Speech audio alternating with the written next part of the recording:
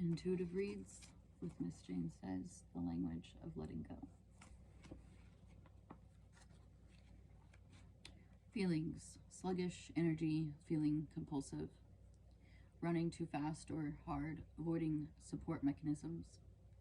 I've gained a healthy respect for our need to use denial as a blanket to wrap ourselves in when we become too cold.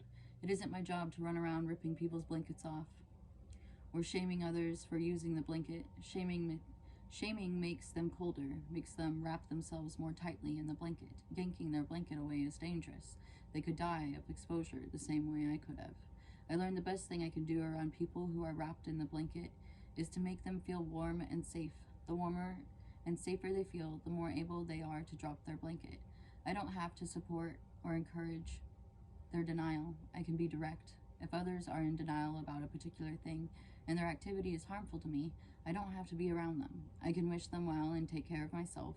You see, if I stand too long around someone who is harming me, I will inevitably pick up my blanket again. I tend to be attracted to warm people. When I'm around warm people, I don't need to use my blanket. I've gained respect for creating warm environments where blankets are not needed, or at least not needed for long. I've gained trust in the way people heal and deal with life. God, help me be open and to trust the process that is healing me from all I have denied from my past. Help me strive for awareness and acceptance, but also help me practice gentleness and compassion for myself and others, for those I have used denial. And then going into the month of September.